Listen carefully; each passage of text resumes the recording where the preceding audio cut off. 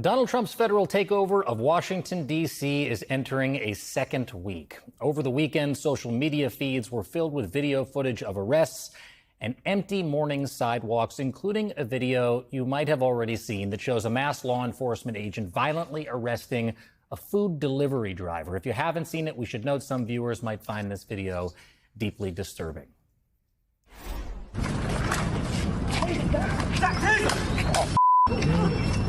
You all right, dude? No. Hey, pull Chris off. Pull Chris off.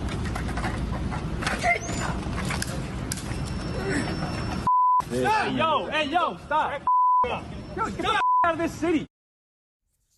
A spokesperson for the Department of Homeland Security told the Washington Post that the man was a Venezuelan national who entered illegally in 2023 and was ordered removed by an immigration judge. And the White House press secretary claims that he has, quote, suspected gang affiliation. But DHS didn't answer questions from the Post about whether they had any reason to believe whatsoever the man had a violent criminal history. Former Democratic Senator Doug Jones of Alabama joins me now. Senator, it's good to see you. I feel like we have seen so many videos like this. It brings to mind the video of Narciso Barranco out in Santa Ana, California, the landscaper who was violently taken down by law enforcement while he was cutting bushes outside of an IHOP. What is your reaction to what we've seen, not just in D.C., but all across the country? Well, you know, Jacob, it reminds you of those very images that you just see. But for folks like me in Alabama, it reminds me of fire hoses and dogs. A strong man, a strong-armed, Bull Connor-ish type individual who's trying to keep law and order by pushing people down. It's really unbelievable that we will see masked men, masked agents that will do this kind of damage to American society. It is just stunning to me. And one of the things I read about that particular incident was when a bystander said, "You are ruining this country," one of those agents said, "The liberals have already ruined the country." That's the kind of individuals that are behind those masks. They are enjoying this. And that's what, to me, is personally very frightening to see this going on in our nation's capital. And I think it's going to hurt us big time in the long run. I have to play for you, Senator, something that the president said today in the Oval Office about all this. Let's watch. People that haven't gone out to dinner in Washington, D.C. in 2 years are going out to dinner. And the restaurants the last 2 days were busier than they've been in a long time. So also, Senator, you might not be surprised, not true.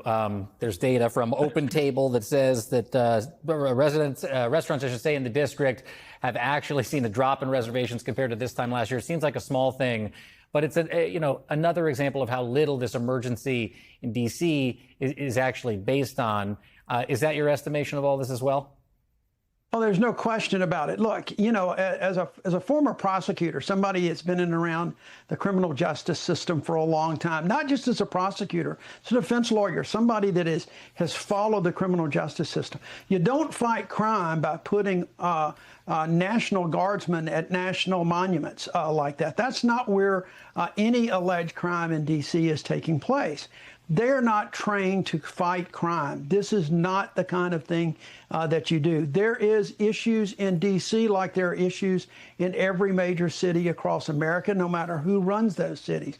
But that's fighting crime. Crime prevention is a much more strategic, it is a much more comprehensive program than just a show of National Guard force.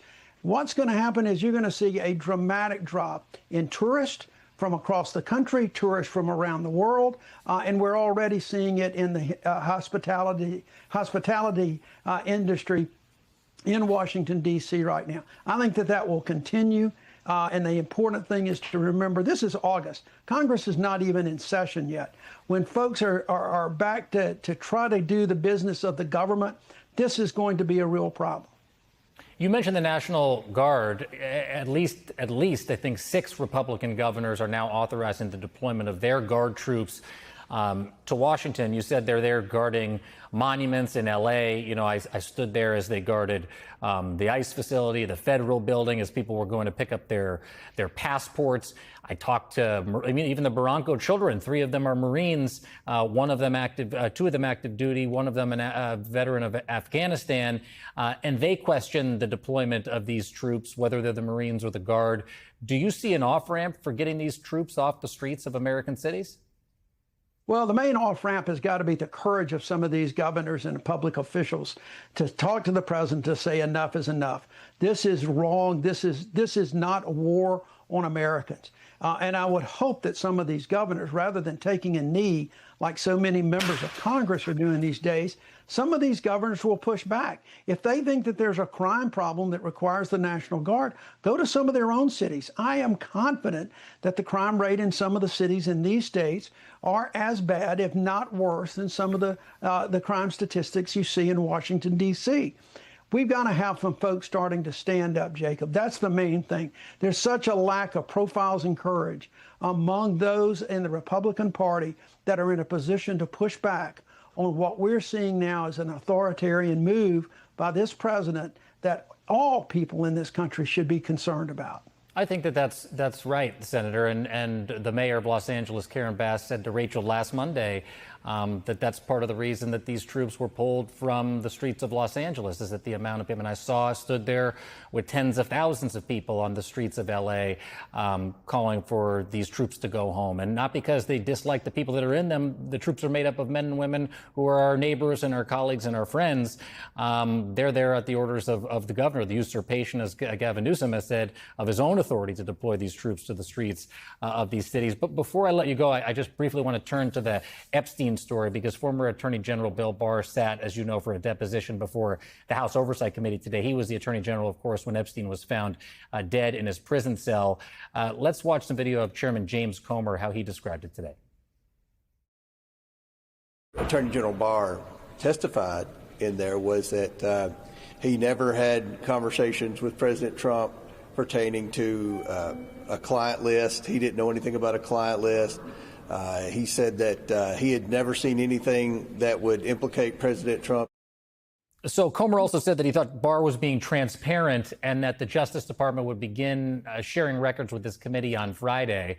Will that be enough to satisfy the public? You know, does it satisfy you?